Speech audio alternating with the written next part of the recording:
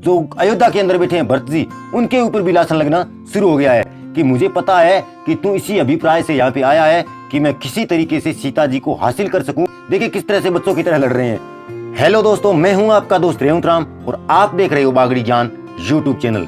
दोस्तों आज की वीडियो में हम रामायण के एक ऐसे प्रसंग को पढ़ेंगे जिसको हमारे सामने कुछ अलग ही तरीके से पेश किया गया है और उसे ही हम सत्य मान रहे हैं। दोस्तों आप और हम सब ने लक्ष्मण रेखा के बारे में तो खूब सुना है कि जब राजा रामचंद्र जी मृग बनकर आए हुए उस राक्षस मारीच को मारने के लिए जाते हैं और जैसे ही वो राक्षस को मार देते हैं तो मरते वक्त मारीच हाय सीते हाय लक्ष्मण, हाय सीते हाय लक्ष्मण की पुकार करता है। और इधर कुटिया में बैठी सीता के कानों में जैसे ही ये आवाज पड़ती है तो वो लक्ष्मण जी को कहती है कि आप जाइए, श्री रामचंद्र जी के अंदर कोई विपदा पड़ी हुई है और उनकी जाकर के सहायता कीजिए, उनकी रक्षा कीजिए। कहते हैं कि जब लक्ष्मण जी वहां से रामचंद्र जी की सहायता करने के लिए जाते हैं तो एक रेखा खींच के जाते हैं और सीता जी को ये कहते हैं कि आप इस रेखा से बाहर मत जाइएगा, आप इसके अंदर सुरक्षित है, आपका कोई कुछ नहीं बिगाड़ सकता। और अगर बाहर से कोई रेखा को लांघ करके अंदर भी आया तो वो जल करके भस्म हो जाएगा। लेकिन दोस्तों वाल्मीकि रामायण के अंदर इस लक्ष्मण रेखा का कोई जिक्र नहीं किया गया है। दोस्तों आप देख सकते हो मेरे हाथ में ये वाल्मीकि रामायण है और गीता प्रेस गोरखपुर से ये प्रकाशित है और वाल्मीकि जी द्वारा लिखित है। तो मैं इसी रामायण को आपके सामने पढ़ने वाला हूँ और हम इस वीडियो में यही देखेंगे कि क्या वास्तव में कोई लक्ष्मण रेखा खींची थी या फिर नहीं खींची थी। तो चलिए दोस्तों वीडियो को करते हैं शुरू। आप बने रहिए इस वीडियो में, वीडियो बहुत ही इंटरेस्टिंग होने वाला है। तो ये है दोस्तों अरण्यकांड और अरण्यकांड का सर्ग नंबर है 45 और इसी सर्ग के मैं 1 नंबर श्लोक से शुरू करता हूँ, आप ध्यान देकर के सुनिए।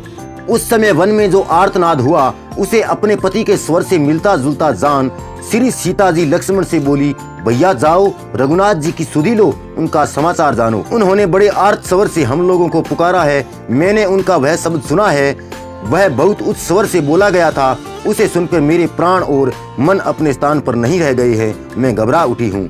यहाँ पे सीता जी कह रही है लक्ष्मण जी से कि श्री रामचंद्र जी के अंदर कोई विपदा पड़ी हुई है, आप जाकर के उनकी सहायता कीजिए। तुम्हारे भाई वन में आर्तनाद कर रहे हैं, वे कोई शरण रक्षा का सहारा चाहते हैं, तुम उन्हें बचाओ।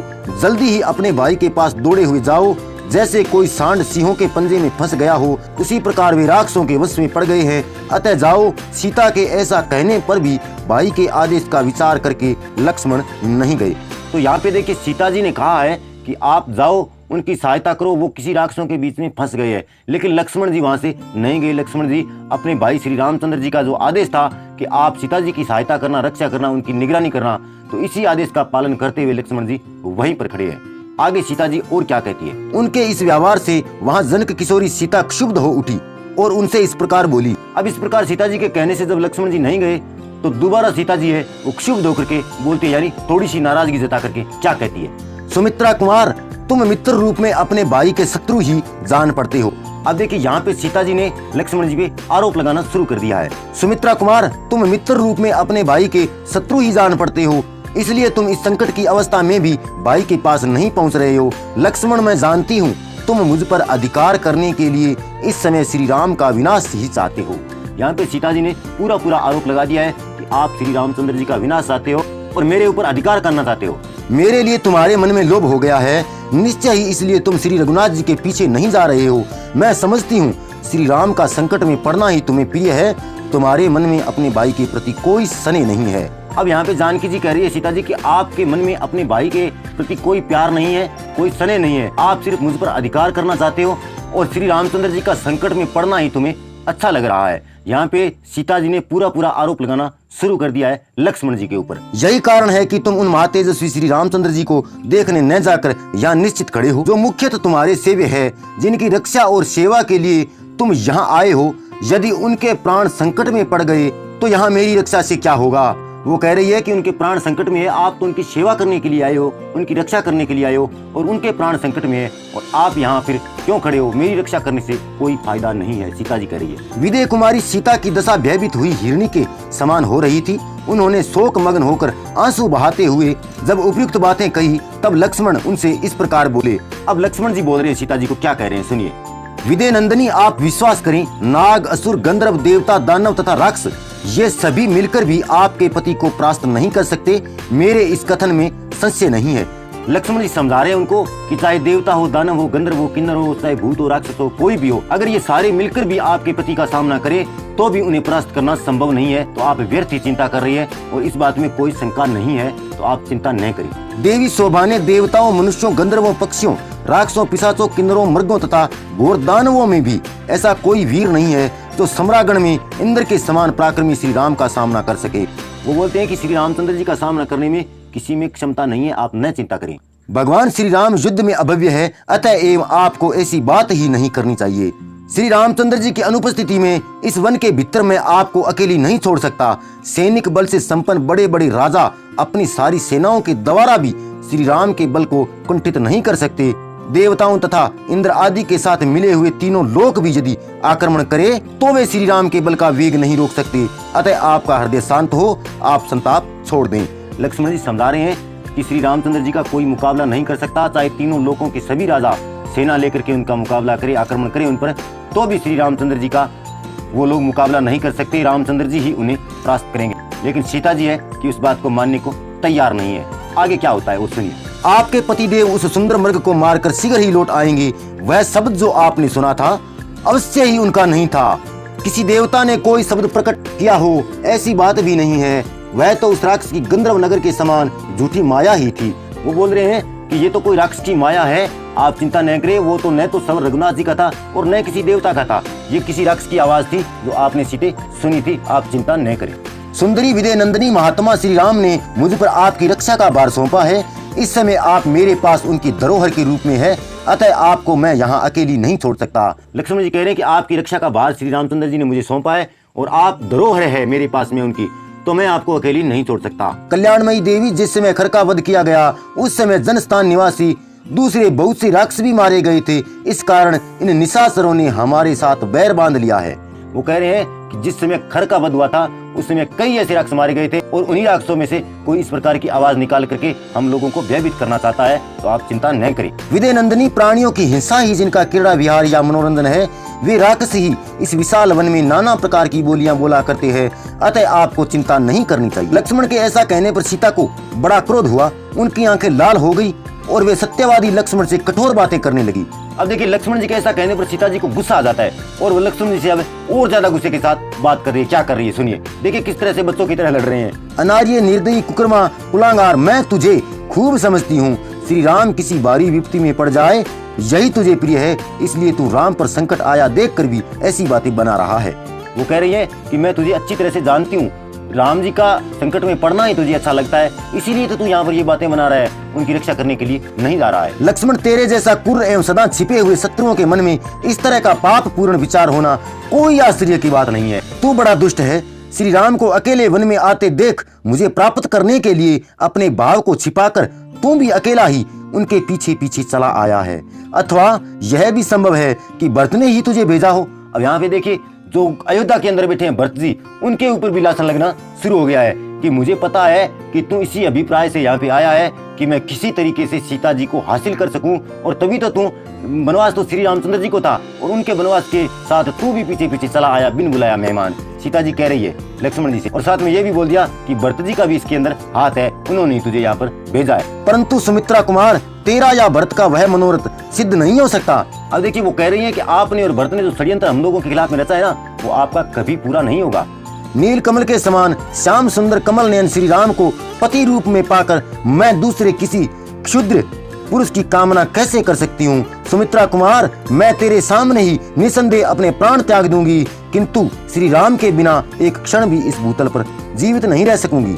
अब देखिए यहाँ पे कह दिया कि तेरा अगर ये अभिप्राय है कि तू मुझे पाना चाहता है, मैं समझ गई हूँ, तो मैं आपको क्लियर बता देती हूँ कि मैं श्री रामचंद्र जी के बगैर यहाँ पे नहीं रह सकती, मैं प्राण त्याग दूंगी अपने, लेकिन आपका ये अभिप्राय मैं पूरा नहीं होने दूंगी। आपके और भरत के मनोरथ को मैं कभी पूरा नहीं होने दूंगी। श्री राम जी के होते हुए मैं किसी दूसरे मनुष्य के बारे में सोच भी नहीं सकती।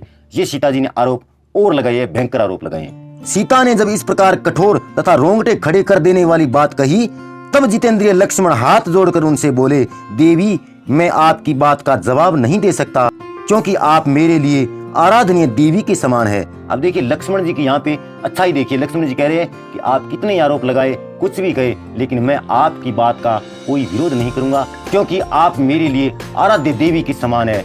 कुल देवी के समान है। मैं आपकी बातों का बुरा भी नहीं मानूंगा और न ही आपकी बात का कोई मेरे पास में जवाब है। मिथिलेश कुमारी, ऐसी अनुचित और प्रतिकूल बातें मुंह से निकालना स्त्रियों के लिए आश्चर्य की बात नहीं है, क्योंकि इस संसार में नारियों का ऐसा स्वभाव बहुधा देखा जाता है। अब वो बता रहे हैं कि आपकी कोई गलती नहीं है, स्त्री चाहे कोई भी हो, लेकिन वो इस प्रकार की बातें कर सकती है, उसका ये स्वभाव रहता है और दुनिया में स्त्रियों की ऐसी बातें बहुधा सुनने को मिल जाती हैं। लक्ष्मण जी कह रहे हैं अब सीता जी से, स्त्रियां प्राय विनय आदि धर्मों से रहित, चंचल, कठोर तथा घर में फूट डालने वाली होती है।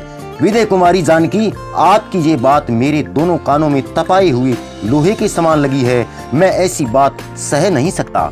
अब लक्ष्मण जी कह रहे हैं कि आपने जो बातें की है मुझे बहुत कड़वी लगी है, लेकिन मैं क्या कर सकता हूँ, मैं एक बंधन में बंधा हुआ हूँ। मैंने श्री रघुनाथ जी को आपकी रक्षा का वचन दिया है, जब तक आप नहीं आओगे तब तक मैं यहाँ से हिलूंगा भी नहीं। अब देखिए लक्ष्मण जी आगे और क्या कहते हैं, इस वन में विचरने वाले सभी प्राणी साक्षी होकर मेरा कथन सुने। अब उस कुटिया के आसपास जितने भी प्राणी थे, जैसे जानवर, पक्षी, पशु जो भी हो, उनको वो बोल रहे हैं कि इस वन में विचरने वाले सभी प्राणी साक्षी होकर मेरा कथन सुने। मैंने न्याय युक्त बात कही है, तो भी आपने मेरे प्रति ऐसी कठोर बात अपने मुंह से निकाली है। निश्चय ही आज आपकी बुद्धि मारी गई है, आप नष्ट होना चाहती है।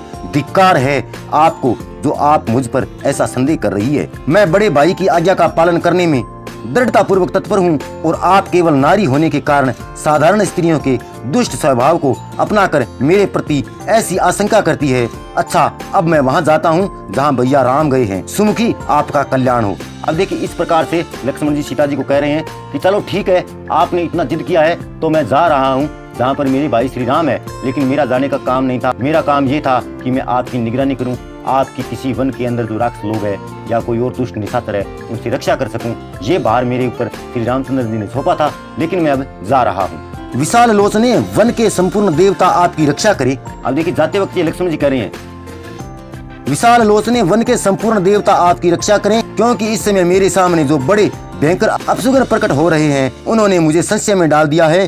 क्या मैं श्री रामचंद्र जी के साथ लौटकर पुनः आपको सकुशल देख सकूंगा? अब वो बोल रहे हैं कि जितने भी देवी देवता है आपकी रक्षा करे, मैं जा रहा हूँ, लेकिन मुझे अपशकुन हो रहे हैं, शायद मैं आऊंगा तो आपको सकुशल नहीं देख पाऊंगा, ऐसा मुझे लग रहा है। लक्ष्मण जी को ये संदेह हो जाता है। जाते वक्त ये बातें कह रही है किसको? सीता जी को। लक्ष्मण के ऐसा कहने पर जनक किशोरी सीता रोने लगी। उनके नेत्रों से आंसुओं की तीव्र धारा बह चली।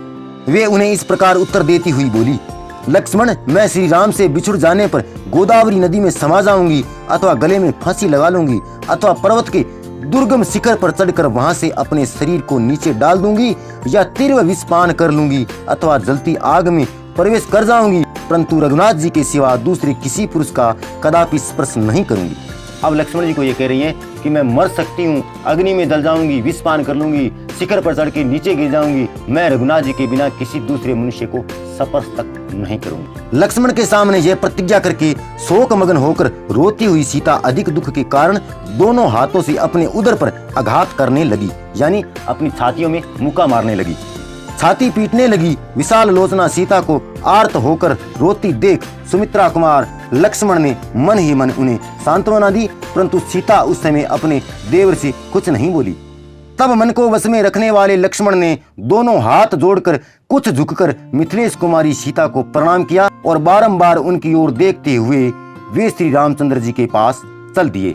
अब देखिए इस प्रकार से ये प्रसंग था। अब यहाँ से लक्ष्मण जी रवाना हो चुके हैं जहाँ पर श्री रामचंद्र जी उस मृग को मारने के लिए गए थे। तो दोस्तों आपने देखा, मैंने आपके सामने ये पूरा का पूरा प्रसंग पढ़ा है और आपने भी स्क्रीन के ऊपर पढ़ा है। तो इसमें ऐसा कुछ नहीं लिखा गया है कि वहाँ पर लक्ष्मण जी ने कोई रेखा खींची थी। तो आगे की जो कथा है वो मैं नहीं पढ़ने वाला हूँ, क्योंकि सीता हरण के बारे में मैंने पहले भी एक वीडियो बना दिया है, शायद आपने देखा होगा। अगर नहीं देखा है तो उसकी लिंक मैं आपको वीडियो के डिस्क्रिप्शन में दे दूंगा और एंड स्क्रीन में दे दूंगा और आई बटन में दे दूंगा, आप जाकर के उस वीडियो को देख लीजिए। तो दोस्तों आज की वीडियो यहीं पर स्थगित करता हूँ। आपको आज की वीडियो कैसी लगी कमेंट करके बता दें।